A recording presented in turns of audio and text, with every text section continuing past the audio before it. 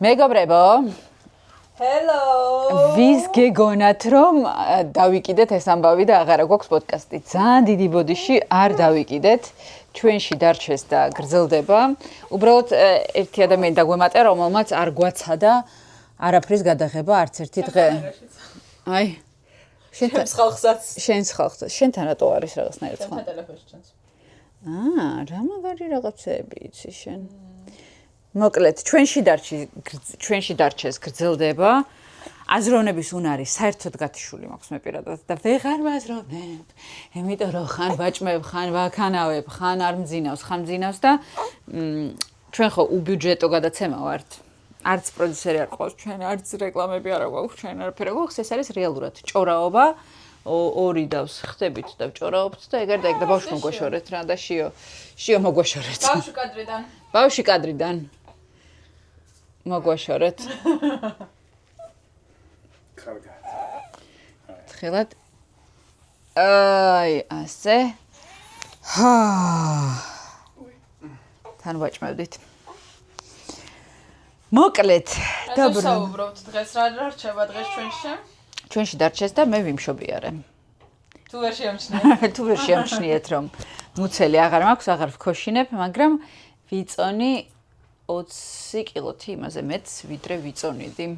და რა არის? აი ფორმაში დაიწყე ურსლობა თუ ისე რა ფორმაში დაიწყე ურსლობა? ისე რა ფორმაში დავიწყე? ოვიზე, ანუ პირველი ბავშვზე დავიწყე კარგ ფორმაში, დაურსულდი კარგ ფორმაში და მოვიმატე იმის და მოხდოთ რომ იგივე მოვიმატე რაღაცნაირად არ ვიცი ასე კი იყოს ხო შენ კი იმტკიცები რომ იგივე წონა ვარ ეხლა რაც ოვიზე ვიყავ მაგრამ არ ვიყავი ეგრე მიხვდი ხო? არა არის ანუ ხარ იგივე წონა რაც ოვიზე რო ვიმშობიარე? თვალწინით რომელი ფოტო მიდგას? მე შენ გააკეთე მაგ ფოტოთი before and after-ი. ზოლებიანი საცურაო კოსტუმი რომ აცვია? წითელი, მაგრამ მე მგონი ერთი და იგივე. ხო. წითელი საცურაო ზუსტად იგივე ხარ? მართლა? აბა რატომ მეტახება ესე ძალიან ჩემი თან? თან ისე ხა ფოტოებს ზოგადად ვიღებთ ხოლმე ისე რომ ეცეთ უგეცი გამოაჩინა თავი და ანუ ეჭვი მაქვს რომ მაშინაც ეგრე იღებდი. ნუ მოკლედ ისეა თუ ასეა მე მაქვს სამწუხაროდ ისეთი ორგანიზმი რომ მე საერთოდ მგონია რომ ვიმშობიარე სამშობიაროში აი თქვენთანაც ანუ დავდე ინტერნეტში დავდე ვიდეოები ჩემი მშობიარობის ზუსტად მერე როგორ გამოვიყურები მინდა გითხრა რომ იმის მერე მოვიმატე იმიტომ რომ ზუზუზა მყავს შიო ხო მაგრამ ანუ დღეს როგორც მითხრა ნუ კი როგორც აღმოჩნდა შენ ახლა მაგას ალბათ პროცენტებს მოყვები რომ სისხლი არის ხო რძე კი ანუ ChatGPT-ს რაღაცას ვეკითხებოდი და აღმოვაჩინე რომ რძე არის რეალურად დედის სისხლი, რომელიც ნუ აი ესე რაღაცას გადაიქცევა რძე და ამიტომაც არის რომ როცა ხართ ლაქტაციის პერიოდში გინდებათ ტკბილი ძალიან. აი ხო იცით სისხლი რო გაკლდება, გინდება ტკბილი, რო აღადგინო ეს სისხლი, ამიტომ არის რომ ლაქტაციის დროს გიჟივით გინდა ტკბილი და მე მინდა სულ ტკბილი. არა და არ მიყვარს ტკბილი და არ ვარ ტკბილის მოყვარული შენგან განსხვავებით. ხო მე ძალიან მიყვარს. მე მიყვარს ხორცი და შენგენაცვალე ესეთ საჭმელები და ეხა მომინდა ტკბილი. გადავწყვეტეთ რომ დღევანდელი ჩვენი პოდკასტი მიუძღვნათ სწორედ მშობიარობას და მე მგონი ასე არავის არასდროს არ უსაუბრია ჩახევებზე, გახევებზე, ანესთეზიებზე. არა, ამჯერად არ ჩავიხია, ოვიზე ვიყავი ჩახევი. ოვიზე მახსოვს რომ ნეკნები დაგემტრო. ოვიზე ეს ფეხმძიმობისას დამემტრო, ნეკნები მტრო, მირტყავდა და ნეკნი ჩამემტრო და არ შეიძლება არაფერს გაკეთება, მითხრეს რა ესე უნდა შეგიხორცდეს როგორც არის და. ნეკნებს ეს არ შეიძლება არაფერს გაკეთება. ესე გიხორცდება როგორც ხარ. ნუ ესე კი. არ არის განსხვავება. და ჩახევაც მქონდა ოვიზე, რაც აღდგენაში საერთოდ არ უწყობს ხელს ძალიან უხერხულია აღდგენა ჩახევების მერე უფრო დიდხანს. ანუ საშუალოდ არის 6 კვირა იმისთვის რომ აღდგე, ნუ აი პოსტ სამშობიაროდ რომ შეგეძლოს რომ იარო, ივარჯიშო რაღაცები გააკეთო და ამ შემთხვევაში არ მქონდა ეს პრობლემები. თუმცა სხვათა შორის უფრო ხშირად და ხშირად აღმოვაჩინე რომ საქართველოში მშობიარობა და ამერიკაში მშობიარობა ძალიან განსხვავდება ერთმანეთისგან. მაგალითად, ძალიან ბევრი გოგოსგან გამიგია რომ საქართველოში როდესაც გეწყება მშობიარობა, გაყუჩებას აღარ გიკეთებენ. რატო? ანუ გაყუჩებას აკეთებენ აი რაღაცამდე, რაღაც ეტაპამდე და მე გეუბნებიან რომ ჭინთვებს უნდა გრძნობდე. ანუ შენ რო იმშობიარებ საქართველოში და სავარაუდოდ ანუ აღარ ვიმშობიარებ საქართველოში. ხო, მაგრამ ნუ ანუ თუ იმშობიერებს საქართველოში, იცოდე რომ არ მინდა. როგორც კი მიხვალ სამყოფოში სამშობიეროში ხო გაკეთებენ გაყუჩებას და მე ამ გაყუჩებას გითიშავენ, რომ იგრძნო ჭინთვები. ამერიკაში მინდა გაყუჩება თუ ყველაზე ისეთ მომენტში მითიშავენ. ნუ ბოლოსკენ ჭინთვები არის, სულ ბოლოსკენ, ანუ აი ბოლო რაღაცა 15-20 წუთია. შეხო ეკრანზე გეწერა ჭინთვები, რაღაცა. მე ეკრანზე მეწერება ჭინთვები და ანუ გაყუჩებული ვარ სულ ბოლომდე. ამერიკაში ხარ ბოლომდე გაყუჩებული, საერთოდ ვერაფერს ვერ გქნობ, აი როგორც ახლა ვზივარ, ზუსტად ესეთივე შეგრძნება, რაც მე ვფიქრობ, ჩემი პირადი გამოცდილებით, ბევრად უფრო სასიამოვნოს ხდის ამ პროცესს და რაღაცნაირად კარგად, ანუ არა გაქვს სტრესი არ ჩენ და არც ბავშვს და ძალიან ისე chill მშობიარობ. მე მგონი არ არის ეს ცუდი ამბავი. შეიძლება სიტყვი. ვაფშე არ მინდა ჭინთვების გზნობა და საერთოდ არ ისედაც მიშინოდა ყოველთვის ურსულობის და ხარ ნუ აქ იმშობიარე მაშინ არის რა გითხრა. ხო, ვიცი. თუმცა საქართველოში ძალიან ბიუჯეტურია მშობიარობა ამერიკისგან განსხვავებით. აქ არის ძალიან ხო აქ შეგიძლია გამოიქცე და არ გადაიხადო, ეგეც ძალიან ხშირად კეთდება ეგ ამბავი. კიდე რა არის? შენ უნდა მეკითხებოდე წესით ამ რაღაცებს, მაგრამ მე მგონი შენ არ გაინტერესებს ეგ თემა და ძალიან რთულია პოდკასტი წაიყვანო, როცა არ გაინტერესებს. მაგრამ მე მგონი რომ ხალხს აინტერესებს. არა, ყველას აინტერესებს. ახლა მეც მაინტერესებს, რომ არ ვიცი რა კითხვები უნდა დავსვრო შეიძლება, რა კითხვები. თან იცი რა არის ახლა მე რო ვიცი, რასაც აკეთებდი შენ ასე თუ ისე. ხო. და როგორ მიგდია და ამიტომ აი არ მაფიქრდება. ხაჭი რაღაცა რო იცი არ გაფიქრდება, მე რა გაინტერესებს. ნუ აი მაგალითად ლაქტაციაზე შეგიძლია იკითხო, აი რა განსხვავება არის ლაქტაცია. ლაქტაციის მე მეშინე ყველაზე მე მგონი აი ორსულობაზე და გაჩენაზე მეტად მე მეშინე ლაქტაციის, იმიტომ რომ მსმენი რომ ძალიან მტკივნეული პროცესია. არ არის მტკივნეული პროცესი საერთოდ, ანუ პირველი აი რო გიმაგრდება და რაღაცები ეგ რაღაცა. ნუ უნდა მოუარო თავს. მე მაგალითად ოვიზე პირველ ორსულობაზე აი ხა შეიძლება ჩვენმა მაყურებელმა თქვას რომ დებილო როგორ არ იცოდი, მაგრამ არ ვიცოდი.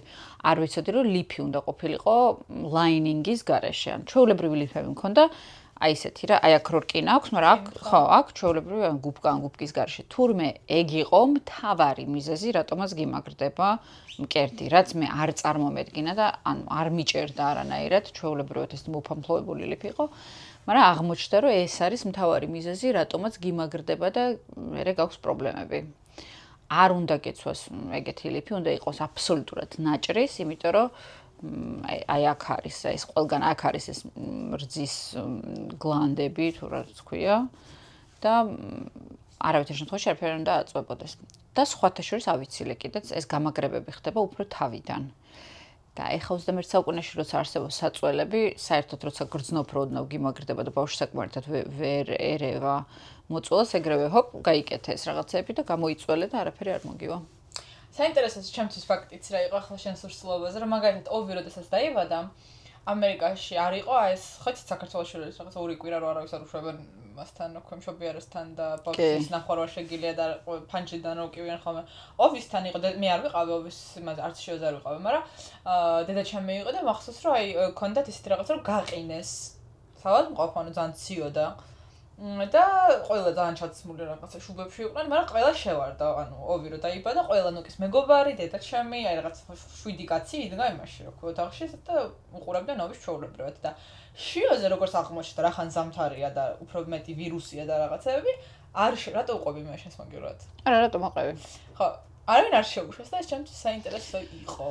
მე რომ აი ახლა ჩემ თავს რჩევა მივცე, მე აუცილებლად და თქვენ თუ ახლა აპირებთ რომ დაორსულდეთ და ასე შემდეგ, მე რჩევას მივცემდი სულ ყველას რომ გათვალოთ ისე რომ იმშობიაროთ ზაფხულში. ძალიან დიდი განსხვავება ყოფილა ზაფხულისა და ზამთრის ბავშვებს შორის, იმიტომ რომ ზაფხულში თუ საერთოდ არ გეშინია ეს პირველი 3 თვე, ანუ მაგალითად იმშობიარე მაისში, საერთოდ მშვიდად ხარ, იმიტომ რომ გრიპების სეზონი არ არის და შესაბამისად, ნუ უბრალოდ ჩვეულებრივად უვლი ბავშვს როგორც უვლიდი და კარგად ხარ.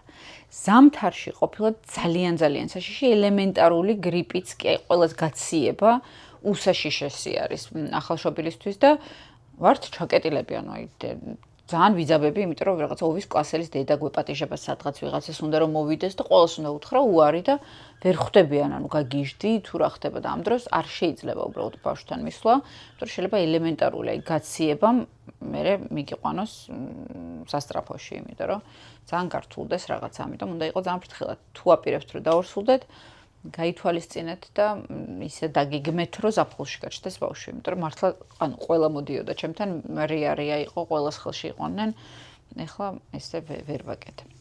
ანუ სექტემბერში. რა სექტემბერში? ნუ დაგეგმა ბავშვი. ხო, აგვისტოში, სექტემბერში უნდა დაურსულდე იმისთვის, რომ მაისი, ივნისში გყავდეს ბავშვი და ხარ კარგად მშვიდად. ნუ პრინციპში ახლა ოქტომბერში რო გაჩნდეს არ არის ისეთი. აი დეკემბრიდან აპრილამდე არის ძალიან კრიტიკული პერიოდი, ნოემბრიდან აპრილამდე კრიტიკული პერიოდი, როდესაც ბევრი გრიპია და ფრთხილად უნდა ვიყოთ. ვიღაცა გწერს. შენ, მე გამოვთვალე. მე ვინ წერს ნეტა, გაგავთიშოთ ხო? შენ ახლა მშობიარობა დაგეწყო, იმიტომ რომ ოვიზე დამაჩქარებელი. დაგჭირდა ხო მასთან? კი, ახლა დამაჩქარებელი არ გამომიყენებია. რამდენ თვეზე იყავი ხო? მე ვაცილებ, ორივე ბავშვს გადავაცილებ. ოვიზე რეალურად 11 თვე ვიყავი ორსულად და აქ 10. სპილოს პრინციპით ვარ ორსულად. ზუსტად 10 თუ აკლდათ ამდა? არა, ზუსტად 10. ზუსტად 10. დაიწყე მაინც ოვიზ არც აპირებდე. გამოვიდა. არ არის ეს ჩემი. შენია რა არა?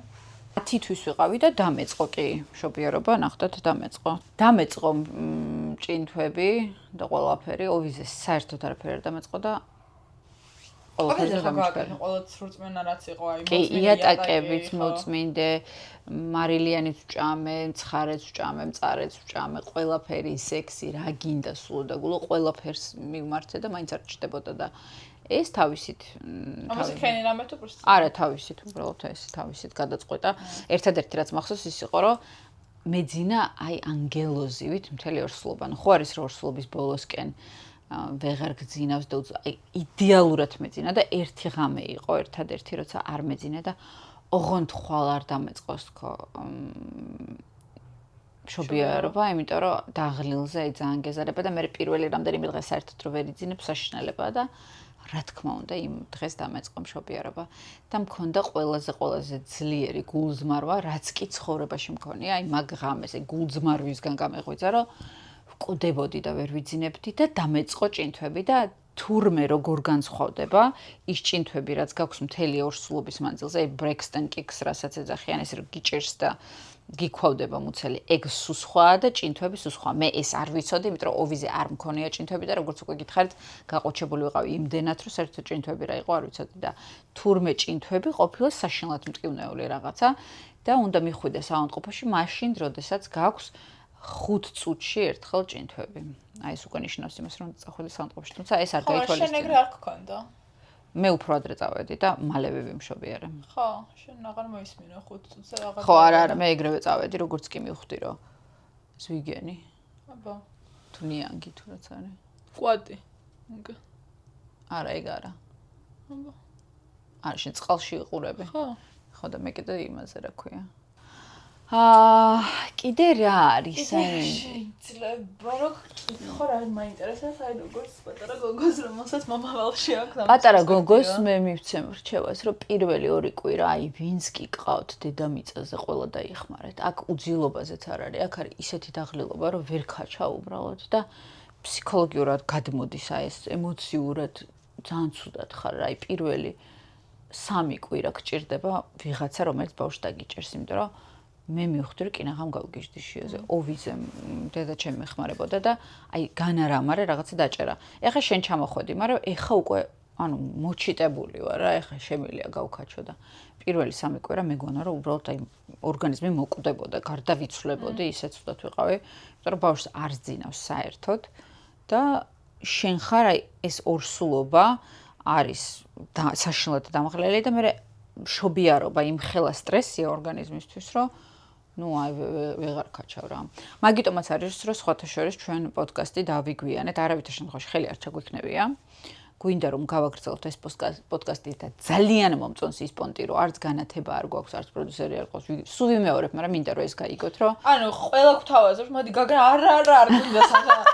მოდი კამერა არ მინდა და ასე ვარ. არა, რაღაც პონჩი მომწონს მიხვდი, იმიტომ რომ როცა ყავს პროდიუსერი, მე ადამიანი რომელმაც ვიმუშავე ძალიან ბევრი წელი ტელევიზიაში, გეუბნები რომ გაქვს რაღაცა ზეგავლენა, რომ ამაზე უნდა ილაპარაკო, იმაზე უნდა ილაპარაკო, ეს უნდა გააკეთო, ის უნდა გააკეთო და ესე ჩვენ ვართ თავისუფალ მაში საწყალბენი იქით ჩავკეტეთ და საერთოდ ტელეფონზე შემოსვლაც ეშინია.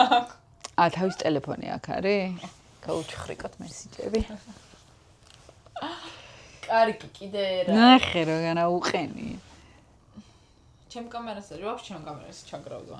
ვინ ჩამქრალია შენი კამერა და საერთოდ ვერ ხვდა. ობის და თავის ფოტო უყენია. და შიოც არის. მე არა ვარ ერთადერთი. პაროლი ვიცით. კაი, მაცადე რა პაროლი რა გკითხო კიდე. მეც კი ვიცი რომ ბენთან არაფერს საინტერესოს არ იპოვე ტელეფონში. ვიცი არც მინდა რომ გავიჩხრი, მაგრამ ფოტოები მაინც გადავიღოთ რაღაცა. ჩვენი თავები დავუყენოთ. კაი, არ გვინდა გაჩხრეკო, არ მევასება სხვათა შორის. აი, იმის და მივხედავთ, რომ არაფერს ვერ ვიპოვით ბენთან, ზუსტად ვიცი, მაგრამ ვერ ვიტან ესე ტელეფონი გაუჩხრიკოთ და რაღაცა ძალიან პირადში აი სხვა შორის მე არ მაქვს პრობლემა ჩემი ტელეფონი რომ იყოს ვიღაცამ, მაგრამ ძალიან არ მიყვარს სხვისი ტელეფონის აღება. მეც არ მაქვს პრობლემა ვიღაცამ შემეღოს და მეც არ მეყვარს სხვის ტელეფონი. მგონია რომ რაღაცა ძალიან დიდი შეურაცხყოფა არის პირადი სივრცის და არ უნდა ქნები. აი, იცი რა მაქვს კიდე რომ ვიღაცა ჩემს გვერდზე რომ ტელეფონში აკეთებს რაღაც თავიდან რომ ვიხედები სხვაგან. და აი სიამოვნებს რომ ვუყურო ტელეფონში. და ჩემი დაქალები არიან პირიქით. ჩემი დაქალს ახლა ყველაზე გაიკეთა, მაგრამ მანამდე ქონდა საშინელი მხედველობა, რომ ვერაფერს ვერ ხედავდა და ვიღაცა თუ ტელეფონში იჭდა გვერდი, მაშინ უსწორდება და ხედავდა და ყველაფერს ხედავდა აბსოლუტურად. რომელი? მაგრამ ამერ თქმა უნდა. რაღაცა აი იქ რომ ვიღაცა ტელეფონში იჯდეს, ხედავს ზუსტად რასაც წერს, რასაც აკეთებს იმ ტელეფონში, მაგრამ ანუ რო კითხო, ცუდად ხედავდა. ნუ ეს არჩევითი მხედველობაა. არა, ქონდა რაღაც მინუს გაიკეთა ოპერაცია ხო, მაგრამ ნუ კაი. ეხა უკეთესად დაინახავს კიდე სხვის ტელეფონში რა ხდება. ხო, ჩვენ გვინდა რომ რაღაცა თემები გავაკეთოთ ისეთი რელევანტური და ვიფიქრეთ რომ შემდეგ გადაცემებში შეგვიძლია კიდე ვილაპარაკოთ ცნობილებზე და რაღაცა სკანდალებზე, ჯასტინ ბოლდონებზე და ბლეიქ ლაივებზე და ეგ არ ვიცი, კამბაბ ჩამოვარჩი მაგას. კი ვიცი რომ ხა დღეს აქვს ხო შორის. და ის შემდეგ ის რომ გამოვლენ სასამართლოდან. არა, ჯერ ბექემები განვიხილოთ. ხო. მაგრამ შენ რაღაცა არ მეკითხები მე საინტერესო რაღაცებს ამ მორსულ. მე მგონია რომ კარგად უნდა. შენ რას ფიქრობ რა ინტერესებს ხალხს, იმიტომ რომ მე არ ვიცი რა შეიძლება, მაგრამ მე ხო ძალიან შორს ვარ ზოგადად მაგ თემიდან. ძალიან ბევრი რაღაცა არის, კომპლექსები, რომელიც გიჩნდება მას მერე რაც იმშობიერებ, როცა ტანი გაქვს აი დამტრეული. ხო, და იმიტომ რომ თეძო გაქვს გაგანიანებული. როგორი წვრილი წელიც არ უნდა გქონდეს, აი ყველაზე წვრილ წელსაც გინდა არ გინდა ეს თვითონ ძულები გადის განზე და სულ რო გახდე მაინც რაღაცნაირი კვადრატული ხარ. შეება ეგრე? არა, მე შედის უკან, მაგრამ ნუ ხო იწევა. გინდა არ გინდა. ეგ კომპლექსები არსებობს. არსებობს ეგ კომპლექსები უნდა დაძლია იმით, რომ ანუ რო უყურებ ახლა შეესაც რო უყურებ ხოლმე ახმოვანებ კიდეც რა იკაზე ხარ, რომ ეს მე გავაკეთე. მაგაზე უნდა იფიქრო რა. რა თქმა უნდა. ანუ ეს ტანი ფში არაფერი არ არის, იმიტომ რომ ანუ ტიპი ყავს, რომელიც აი თითებს ამ მაშობ რა ქვია. და ესე იყოს. ხო, და ესე იყურება. იდეალურად ვაკეთებ, მე თუ მკითხა და მე რაღაცა ხო, მაგრამ ნახე, მე მკიდია, იმიტომ რომ ძალიან კარგი ქმარი მყავს, რომელიც რატომღაც მატყუებს ეს თვალებში მიყურს, მე ვუნება, ვაუ, რა ლამაზი ხარ, მაგრამ ზოგ შვილი არ გატყუებს? ბაიმე, ხალხნო. ოვი მეუბნება სიმართლე თუ მოქმედებო და სიმართლე მეთქი და მიდი მკითხე რაღაცაო და არ ვიცი მეთქი რა გკითხო და ნუ თუ გინდა რომ მკითხო, მსუქანი ხარო. მაგრამ მალევე მოხდა მამამისისგან ამისთვის. ეგრევე ურაყეს. ოვი ეს აიღეს გაქრა კადრიდან ძალიან გამხდარი ხარ. მე დაბრუნდა და ძალიან გამხდარი ხარ მან. არა ხო ეგ რა თქმა უნდა მაგაზე არ უნდა ინერვო, მაგრამ ნუ რა ვქნათ ეხლა ვიღები რა ვქნათ ადამიანები ვართ და გვედარდება გვინდა რომ არა მესმის რომ გედარდება ეხლა ვერ დაგაპარალებ რა იყოს და ადამიანი შექმენ და იყიდე როგორ გამოიყურებ ანუ ვერ გეტყვე მაგას. მაგრამ ეგეც უნდა გახსოვდეს და აპატიო შენ თავს რა ანუ მე რა არა რაღაცა რომ მიიღო რაღაცა და დათმო. რა თქმა უნდა, მაგაში გეთანხმები რომ რაღაცა რომ მიიღო და მივიღე ძალიან კარგი რაღაცა, ძალიან საყვარელი და ძალიან სასაცილო. ძალიან სასაცილო ბავშვი, ძალიან. და რა საინტერესოა, როგორ განსხვავდება პირველი და მეორე შვილი და ზოგადად შვილები როგორ განსხვავდება. სულ მესმოდა ეს დედაჩემისგან, რომ აი ორივე ჩემი გაჩენილები ხართ, ორივე ერთი დედა, ერთი მამა და როგორ განსხვავდებით და ნუ განა როგორ უნდა განსხვავდებოდნენ თქო და მივხვდი შიოზე და ოვიზე რომ თურმე საოცრად, იმიტომ რომ ჩვენს ვერ ხვდებოდი განსხვავდება. არა, განსხვავდებით მე და შენ, მაგრამ ნაი კაი თქო რა გავიგე რომ განსხვავდება. მე ხო ჩემი თავი არ ვიცი როგორ ვიყავი პატარა რო დავიბადე და მაინც ხო კაი გასაგებია. როგორ განსხვავდება, ანუ ის რო ყავს ერთი შვილი, არაფერს არ ნიშნავს, მეორე რო გიჩნდება, თურმე აი შეიძლება სუთავიდან, ნოლიდან გაიარო ყველაფერი, რაც აქამდე არ გაგივლია. ძალიან საინტერესო პროცესი არის. შენ როდის გინდა ბავშვი? ალბათ სულ მე ხამოვანდა ბავშვი რა შიო რომ ყავ ძალიან მინდა რომ ჩემიც მყავდეს და ან ან ხო ჩემია მაგრამ წავიყვანო მაშინ აი როგორ დავტოვებ ახლა არ ვიცი მგონი დეპრესია დამეწყება მაგრამ ალბათ ჩემი მინდა რომ აი არ ვიცი რა გოგო გინდა თუ ბიჭი ბიჭი ხადაობ და ზუსტად ვიცი რომ გოგოა გამიში თუ კიდე ვერ გავცვალოთ გავცვალოთ რომელი ობი წაიყვანი ძალიან ხმაურიანი და ორ გოგო ზუსტად ვიცი რომ რამდენსაც გავშენ სულ გოგოები იქნებიან აი გული მიგრძნობს რა ვიცი შევინახოთ ეს პოდკასტი მართლა მაგრამ როგორც ვიცი კაცია დამოკიდებული და შევიცვალო აზრე მაგრამ ჯერჯერობით მგონი რომ გოგოები მეყოლებიან და სქესი თავიდან ბოლომდე მამაკაცის არის გავცვალოთ მე თუ რამეა მაგრამ ალბათ 25-28 წლიდან აი რაღაცა ესა ხო ნუ დრო გაქვს კიდე ძალიან ბევრი ძალიან პატარა ჯერჯერობით არ მინდა ხო ჯერ არც უნდა გინდოდეს ჯერ ძალიან თუმცა ამბობენ ახალგაზრდა დედები ამბობენ რომ რა კარგია რომ ახლა გავშენ სულ სხვანაირია რაღაცა ნახე აი შენ ხო აი ეგ მითხარ იმიტომ რომ შენ მომენტ ახალგაზრდა დედაც იყავი და ანუ ცოტათი უფრო მოგვიანებით დედაც ნახე როდესაც ხარ ახალგაზრდა დედა პლუსი ის არის რომ მე აი ცოტა რომ გაიზრდები უკვე მოზრდილი ბავშვი ყავს ეს ძალიან დიდი პლუსია ხო პლუსი ის არის რომ ორგანიზმი უფრო უმკლავდება, ანუ უძილო ღამეს, ამას, მაგრამ როდესაც ხარ პატარა ასაკით, გემართება FOMO, ანუ აი ვინც არის ის რა არის fear of missing out, ანუ რაღაცის გამოტოვების გქონია რომ აი ახლა მე ბავშვთან ვზივარ და გარეთ ვიღაცები ერთობიან, ახლა მე ბავშვთან ვზივარ, შემიძლია კაფეში წასვლა, ახლა მე ბავშვთან ვზივარ და ჩემი დაქალები სადღაც გულაობენ, ანუ ეს პრობლემა არსებობს როცა ხარ პატარა. არსებობენ დედები, რომლებიც თანატარებენ სულ ბავშვებს. არა, მაინც გაქვს, ანუ ყველა ვარიანტში ვერ დაგპატიჟებენ ყველგან ბავშვით, ანუ არ არსებობს რა. ყველგან დადიხარ გასაგებია, პაიესკაში წახვალ, იქ წახვალ, აქ წახვალ, მაგრამ ხამის კლუბში ახლა ბასიანზე ვერ წაიყვან ბავშვს რა. ბასიანზე ალბათ ვერ, არა, ბასიანზე ვერა, მაგრამ ანუ ბევრი რაღაცა რასაც ვერ იზამ ბავშვით რა დამიჯერე, როგორ ძალიანაც არ უნდა დაგყავდეს, ხა იცი რომ ოვი ყველგან დამყავს, მაგრამ მაინც გაქვს რა რაღაცა მომენტები, რომ აუ ეხა იცი რა, აი ვიღაცა წავიდა სადღაც. გაქვს. როცა 30-ს გადასცდები, უკვე кайფობ იმ ბავშვით. აი სხვანაირად кайფობ, ანუ იმ ბავშვთან გევასებ რაღაცები, არა გაქვს ის რომ ეხა მე წავიდოდი გოგოებთან ერთად საგულაოდ, არა. უკვე მოგწონს, მაგრამ უფრო იხლები. აი 20-იანებში ისე არ იხლები. ხო, მე ანუ რო ვიცნობ ჩემ თავს, FOMO ეხლაც მაქვს, ბავშვი მყავს და FOMO სულ მაქვს. და მგონია რომ ძალიან დავიტანჯები, ამიტომ მისჩვენია რომ უფრო მოგვიანებით გავაჩინა და მისჩვენია რომ მართლა აი ეხლა რაღაცა მოვიგულავო და შევიგო ის რაც ეხლა მინდა და მე კარგად შევირგო და ვიკაიფო იმენა აი ბავშვისგან რა. თუმცა არსებობს ხალხი რომელსაც არ უყვარს გულაობა და რაღაცები რომლებიც არიან დაბადებულები იმისთვის რომ დედა იყვნენ. რა თქმა უნდა, ეგეთებიც რა თქმა უნდა. აი არიან გოგოები ვიცნობ რამოდენიმეს, რომლებიც აი მთელი ცხოვრება, რა ვიცი, ბავშვობაში დედაშვილობანას თამაშობდნენ და აი დაბადებულები არიან იმისთვის რომ ბავშვი ყავდეთ და სუკიდიათ ეს კაფეში ჯდომა და დაკარგებულება წასვლა და აი იმით кайფობენ რომ ყავთ ეს ბავშვი და არიან სახლში და აი ბავშვი. Yes. ამიტომ როგორ მეჩნევა. personality-ის მიხედვით უნდა გათვალოთ. ბავშვი როგორც შენ მოგწონს, აი ვერავინ ვერასდროს ვერ გეტყვის რა ჯობია. როგორც შენ გულს უხარია, როგორც შენთვის არის კომფორტული, აი მაგიტომაც არის რომ დედამთილები და ვიღაცები რო ერთვებიან ხოლმე რაღაცა რჩევებში და ასე შემდეგ. ძალიან არასწორია, იმიტომ რომ ყველას თავისი მიდგომა აქვს. ანუ ყველა დედამ იცის უკეთესად მისი ბავშვისთვის რა ჯობია. ახლა მე რო ღამე შიო მაღვიძებს და ბენიც კი რომ აძლევს ხოლმე რჩევებს, ეს არის ნერვების ბავშვები, იმიტომ რომ მე ვიცი უკეთესად რა უნდა ჩემ ბავშვს და მე ვგრძნობ რა არის სწორი და მე ისე ვიზამ როგორც მე მინდა. და დედის აღზრდაში არ უნდა ჩაერიოს არავინ. მაგრამ ეგეც რთულია რა, ანუ ახლა მაგალითად იგივე მიზეზი რომ ბენი გადასრჩევს, აი ჩვენს ხო გვაწუწუნებ რომ შიოს არ ზძინათ, არ იცი სხვანაირად როგორ დაგეხმარო, რომ გარდა იმისა რომ რჩევა მოგცა.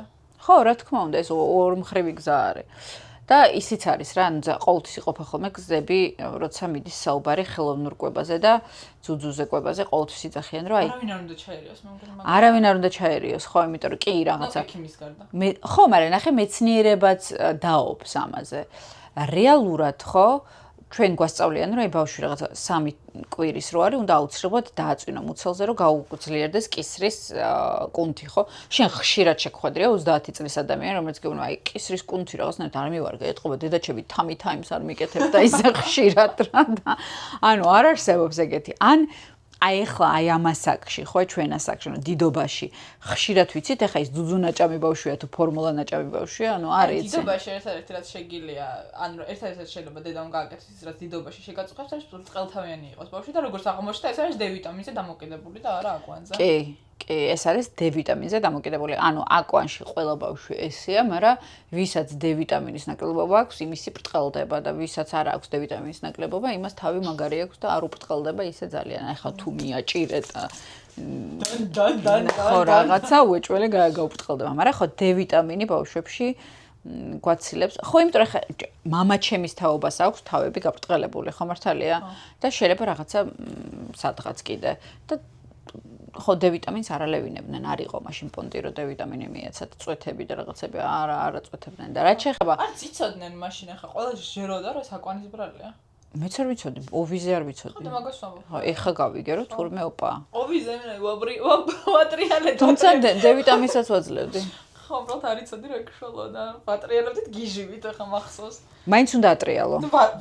ისე კვირეული ის ქონდა ყოველ კვირის ბოლოს რაღაც ჩეკინი რომ აბა როგორი თავია გამკვირის ბოლოს. აუ რამდენი რაღაცა არის რაც არ იცი და მე რესწავლობ ძალიან ბევრი. ეხლა მე მაგალითად არ ვიცოდი რომ ბავშვი როდესაც ჭამს, ანუ კერძზე რომ ედება, ანუ რო ჭამს, დორბლი შედის სისტემაში და ორგანიზმი აძლევს იმას, რაც ანუ ანალიზი ხდება. აი ლიმბახის იმაში, რა ქვია, ლაბორატორიაში რო აგზავნეთ სისხლს, ძუძუც იგივეა ლიმბახის ლაბორატორია, შედის იქ რაღაცები და ანალიზს აკეთებს და მე მაგის მიხედვით ბავშვს აჭმევ და გამოდის რომ იდეაში მე მგონია რომ ძუძუზე უნდა ყავდეს ნუ პირველი 3 თვე მაინც რა რომ ეს რაღაცა იმუნიტეტია უმაღლო, მაგრამ no judgment ვისაც არ გყავთ, იმიტომ რომ absolutely no judgment. მეც ახლა კიდე რა ვფიქრობ, მაგალითად, საერთოდ ოვის არ სჭირდებოდა მხოლოდ 1 წლამდე და შიო რაღაცნაირად ისეთია, მგონია რომ შიოს უფრო სჭირდება 1 წლამდე ჟამა. და ამ დროს მე მინდა რომ შიოზე უფრო მალე დავანებო ვიდრე ოვიზე. ოვიზე ძალიან მინდოდა რომ აი მეჭმია და წელიწად ნახევარი ვაჭამე და საერთოდ შემეძლო რომ დამეკიდებინა, იმიტომ რომ ზაფხულის ბავშვი იყო და შვენივრად გაკეთე. ესეთი შიო არა ოვი. ვაიმე ხო, ოვი. ხო და შიო არის ერთი ბეტორა. ბეტონის რაღაცნაირია. და ტირის ყველაფერზე ოვის ერთხელ არ უტირი. დაიბადა. აი ესეთი რაღაც რო გააკეთე და ეგრევე გახედა გამოხედა ყველა სამშე. და ჩეკა რა ხდება? ხა და შიო. რაღაცნაირი. ესეც ჩემი შვილების ისტორია, გაინტერესებდათ? თუ გაინტერესებდათ, ეს არის ჩვენში დარჩენს და ჩვენში დარჩენს რატო არ იყო ჩვენში დარჩენს ამდენი ხანი? რატო არ იყო ჩვენში დარჩენს ამდენი ხანი? იმიტომ რომ მე ვიმშობიარე და თავი არ მქონდა, მაგრამ ამას გამოვასწორებთ სამშაბათს 9 საათზე ჩვენში დარჩენს. საქართველოს დროით ალბათ. აიასნია. სამშაბათს 9 საათზე საქართველოს დროით ჩვენში დარჩენს YouTube არხზე გამოგვიწერეთ, გვიყურეთ და რავი, ჩამოწერეთ თემები რა, ზეკინათ რომ გეჭირავთ შემდეგი. Bye. მაინც დროპს გავაკეთე.